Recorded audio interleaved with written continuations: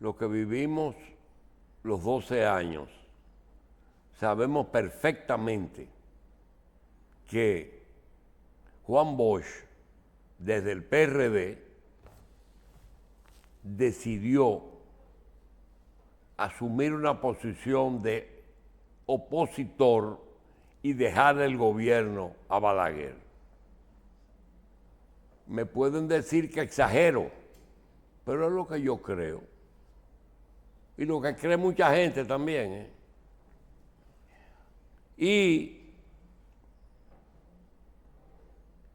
en el 94, 96, hay una fotografía por ahí que para cerrarle el paso a Peña y a Fernando Álvarez, a Peña para complacer a Bosch y a Fernando Álvarez para complacer a Balaguer, los dos viejos fueron al Centro Olímpico y apoyaron a un joven que nadie conocía mucho, Leonel Fernández. Su único cargo fue vicepresidente en el 94, de una candidatura que no se sintió mucho. Señores, se aliaron para cerrar el paso a Peña, pactaron para hacer públicamente. Ahí está la foto. Si eso no es un pacto, entonces que me digan qué es. ¿Verdad? Cuando le levantaron la mano a Leonel, cada uno de un lado. Entonces, hay un asunto que es el comentario más importante que deben de entender la mayoría de los políticos y de la gente que tiene incidencia en este país. Miren, cuando Leonel Fernández gana, Leonel Fernández le ganó, lo instaló Balaguer en el 96. Leonel Fernández se da cuenta que el PRD, oye, Leonel Fernández se da cuenta que el PRD tuvo 3 derrotas electorales que conllevaron a 10 años en la oposición, después que salió de Hipólito Mejía. Y sin hacer un papel, sin tener una conversación, pacta con Hipólito Mejía. Vamos a hacer algo, vamos a alternarnos en el poder, a veces con 4 y a veces con 8 años. Y Leonel e Hipólito, los dos que tuvieron la idea de alternar el PRD con el PLD, no lo cumplieron, porque Hipólito Mejía, que sustituyó, Leonel lo sustituye a él y él sustituye a Leonel. Pero los dos quisieron seguir siendo los candidatos, no le abrieron las puertas a los otros. Y tanto así que en los momentos críticos lo que hacen es que ponen los hijos, las hijas y las esposas. ¿O no? Margarita, Omar, Carolina, Hipólito y Leonel. En el 2000, cuando Hipólito gana, Leonel no se pone la cachuchita de Danilo. El asunto es que debieron de cumplir ese pacto de alternabilidad entre esos dos partidos. Pero se resumió en que los dos querían seguir. Hipólito fue candidato 2 veces y perdió la reelección y perdió con los candidatos que llevó. Y Leonel quiso llevar, él, no cumplieron los pactos. Hoy fuera uno primero y otro después. Ahora, ¿qué quería Danilo? Ser uno, pero también se equivocó, quería un tercer periodo. Entonces, Hipólito y Leonel rompieron un pacto que tenía sentido, alternabilidad del poder. 4 años PLD, 4 años PRD. No lo hicieron. Ok. Un pacto que todavía no sabemos lo que pasó. Se reúne el canciller de la República, el embajador de Estados Unidos, Robert Thomas, y el ministro de la presidencia de Luis Abinader. Y hacen un pacto y lo firman y dan su declaración. No dan los detalles del pacto. Y lo que contestan es, ¿qué hicieron? Un pacto. Juntos haremos historia.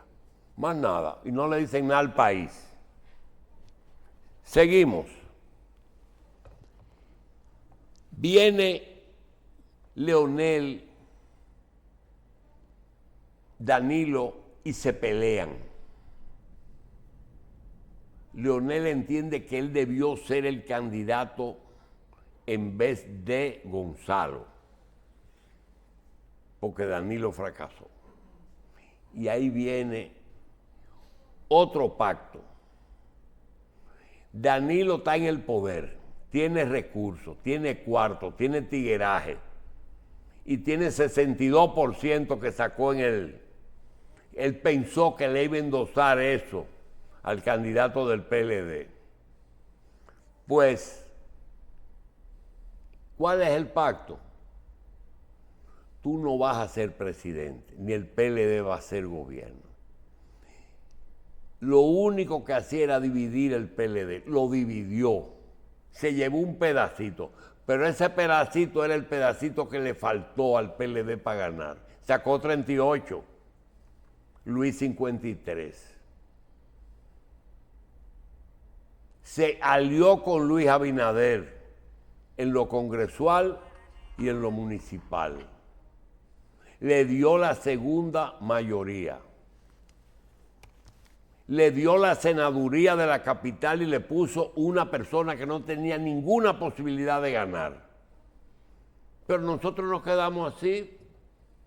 ¿Pero qué fue lo que pasó? Lo que pasó es que pusieron a Moreno para que pierda y que gane Omar. Y a Faride, que podía ganar, la sacaron.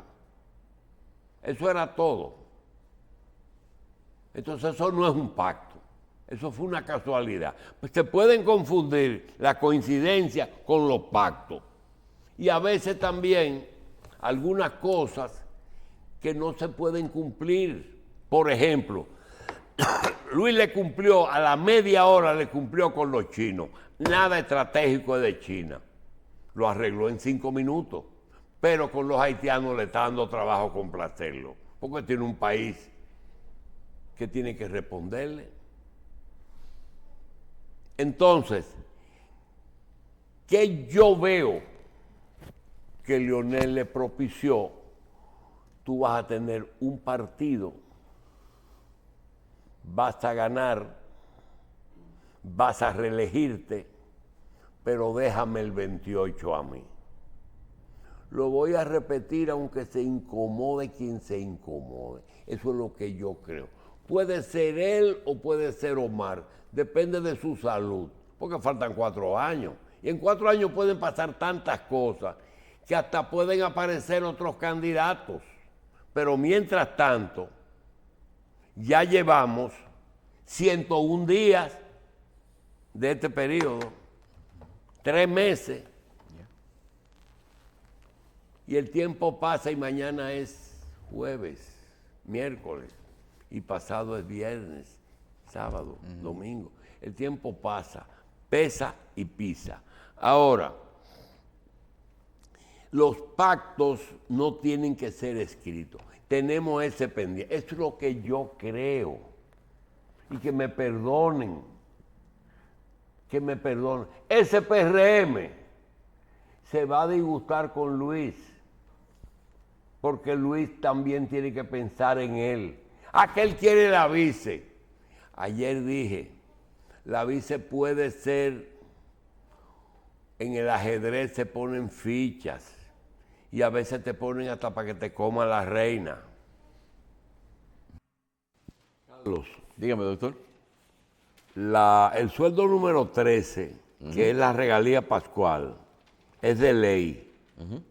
Un sueldo en diciembre es de ley. Y estamos convirtiendo una ley, una obligación, en un acto político. Todos los gobiernos adelantan una semana el pago de la regalía, en vez de hacerla la semana antes al 24, siempre anuncian que lo van a hacer la primera semana. Es decir, adelantan una semana y lo anuncian como un acto político trascendental. Y además no dicen cumplen con una ley, sino darán. ¿Qué dice? Dará, sí. Le van a regalar. Pero, doctor, mire, usted sabe que uno está sentado presentando noticias desde el año 91. Y usted sabe para la fecha, mientras Balaguer estuvo gobernando y yo estuve siendo locutor de un noticiero, todos los años había una polémica si las regalías le iban a dar completa. ¿Usted se acuerda, doctor? Porque parece ser que el asunto institucionalizado del sueldo 13 es de un tiempo para acá. Antes incluso se cuestionaba si el país estaba en condiciones económicas de darle un sueldo adicional a las personas. Hay un sueldo 14 que algunas empresas en junio se lo dan a los empleados si hay beneficios excesivos. Sí. Pero el sueldo 13 es de ley. Además, tú comenzaste a decir algo ahí y recordé que un día como 16 o 17 de diciembre fue la primera regalía y del Consejo de Estado. ¿Es verdad? Y dice el Consejo de Estado, el doctor Nicolás Pichardo, que era vicepresidente del Consejo, dice, no habrá regalía este año. Y el 23, el presidente Bonelli dice, hoy habrá regalía. Y eso trajo. Ellos no tuvieron discusión, la discusión fue la prensa, que dice, mira, mientras un consejero anuncia que no habrá, a los 3 días el presidente dice que sí habrá. Y esa fue entonces después que Balaguer vino en el 66, lo consignó como ya un asunto obligatorio. Sí. Pero mira cómo lo ponen. Dará la primera semana, una conquista. Sí, como que realmente todavía van Yo tengo, como que es algo que sale de los bolsillos de una gente que está ahí adentro. Exacto. Sí. Yo tengo en la mañana de hoy, posiblemente después de los deportes, 2 comentarios basados en una pregunta. Ajá. Y el otro es en la palabra pacto. Ajá. Porque, ¿cómo es eso? La pregunta es ¿por qué? Una serie de cuestionamientos que todos nos hacemos y que yo me hago. Fíjate que digo yo, que no uso mucho, todos nos hacemos, que nosotros. Y el acuerdo, como dice la definición, que el pacto es un acuerdo entre 2 partes que se comprometen a cumplir lo estipulado. Como yo voy más lejos que eso, yo creo que es así, pero tiene más, se extiende más el pacto. Por ejemplo, tú viste aquí que hubo un pacto social, un pacto eléctrico, pero eso no fue entre dos partes, fue entre varias partes que se trataron de poner de acuerdo. Y esos dos temas yo quisiera tratarlos hoy. Y esa gente que se va en el automóvil a seguir escuchando la revista, que lo escuchen porque ellos también deberían de estar preguntándose lo que nosotros nos preguntamos. ¿Por dónde es que nosotros estamos antes de las 7?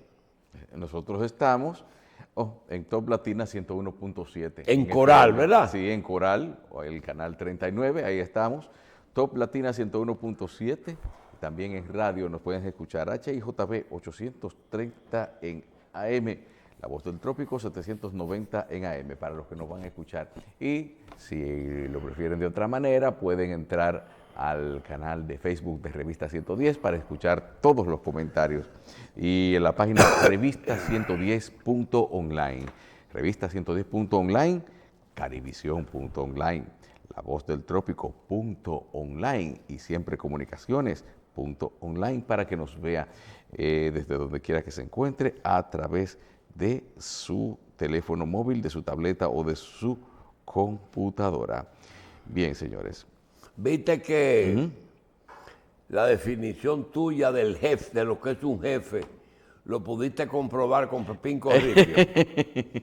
Sí. Jefe es el que paga y el que vota, ¿verdad?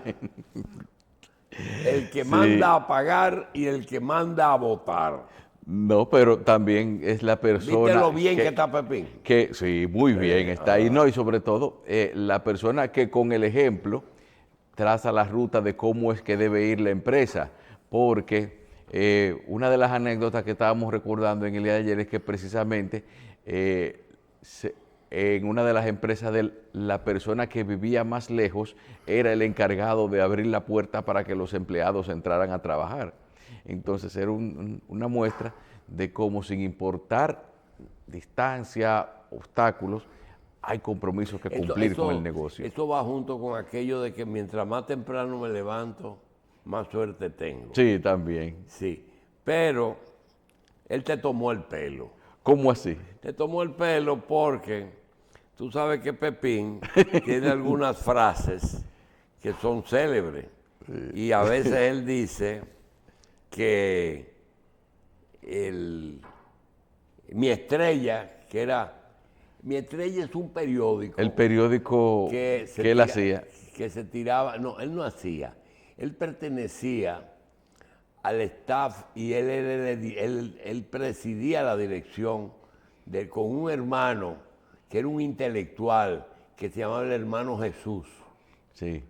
Ahí estaba un grupo de graduados de La Salle, entre los que estaba Pepín, y él dirigía Mi Estrella. Era el periódico escolar del Colegio La Salle. El periódico dominicano de La Salle. Y Pepín fue, mientras estuvo en el 4º año de bachillerato, el director del periódico. Y él entonces te tomó el pelo porque dice que él es... Esa fue la base. Sí. No, que si algún medio refleja lo que es la línea editorial y el pensamiento de su empresa y su familia, ese periódico fue Mi Estrella. Dile a él cuando tú lo veas, que eso es lo que él aspira, pero después que él dejó que esos periodistas ejerzan la libertad de expresión y difusión del pensamiento, eso está muy lejos, porque ahí mientras salía lo que le escribía. Sí. ¿Verdad? Muchacho, eso es muy difícil. Eso es muy difícil. Y sobre todo un grupo de... Mira, a principio, yo le comenté, no sé si a él, a Báez o a otra persona que él tenía ahí, que yo vi que estaba el Nacional, entonces Virgilio Alcántara, él compró el Nacional y Virgilio Alcántara fundó con él el Hoy. Sí. Entonces, ahí vino Teleantillas, vino Waldo Pon y vendió... Telesistema. Sí, Teleantillas no es solo de él, ¿eh? Teleantillas es una compañía por acciones que tiene varios socios. Pero lo que te quiero decir es que yo le sugerí al equipo que él tenía que yo veía, a veces cuando yo iba a cubrir una rueda de prensa, vehículos del Nacional, de Hoy, de Teleantillas y de Telesistema. Una guagua de doble cabina con un chofer, un periodista y un camarógrafo. Sí. Entonces digo yo, pero ¿por qué no se hace otra cosa? ¿Por qué no se sigue la política de la panadería? Entonces uno de ellos me dijo, ¿y qué es lo que es eso? Digo, te voy a decir, tú coges un saco de harina y haces una masa. Una parte tú le pones sal y haces pan. Y a otra parte tú le pones azúcar y haces bizcocho. ¿Verdad? Sí. Y lo que yo sugería era que era imposible mantener económicamente todos esos medios, que por qué no se traía la noticia, uno de ellos, y entonces se preparaba o para radio, o para televisión, o para prensa escrita. ¿Y tú sabes lo que me dijeron? ¿Qué? No, es que el señor Corripio no quiere perjudicar a los periodistas, porque eso reduciría mucho el personal. Digo, bueno, entonces la economía del señor Corripio va a disminuir mucho, porque, y entonces también surge el periodista que no quiso hacer lo que tú haces, lo que tú no quisiste hacer. Sí. Ajá. Que es, está bien, tú trabajas en el Hoy, o tú trabajas en Teleantillas, o tú eres el coordinador de Teleantillas, Sí. del noticiero, Sí. pero tú te vas a donde Miguel Medina y arrienda media hora y hace un programita ahí. Sí. Pero como tú eres jefe del noticiero de De uno de esos canales. Teleantillas, te dan publicidad. Sí. Te dan publicidad. Sí. Porque te dan publicidad. Esas son de las cosas que mucha gente no entiende. Es verdad. Sí, sí, eso es parte de una dinámica económica en los medios que hay que entender. Es como dicen, no, pero espérate, no, mira, pero venga acá. Y el periodista funcionario, doctor, el Mira, periodista yo que te- tiene un programa y hay gente que necesita de su intermediación entre él y alguien y Mira, le coloca mira, algo. ser dueño de un periódico implica tener que dar mucha explicación. Tú sabes que hay personas que le piden a los dueños una portada de ritmo social. ¿Tú lo sabías? Sí, Para proyectarse. No, mire, Tú sabes- a mí, son interioridades de las cosas que pasan en esos periódicos. Pero dice, ya, Por, vamos. ejemplo, sí, interioridades de lo que pasa en los periódicos, de cómo la revista social del periódico guarda mucha relación con lo que son los vínculos de sociedad y comerciales de los anunciantes con el periódico. Porque hay gente que... Y no se limitan solamente a pedirle que le cubran actividades, sino en algunos casos se atribuyen el derecho de seleccionar las fotos y corregir textos también. Tú no sabes lo que ocurre ahí con Así. causamos.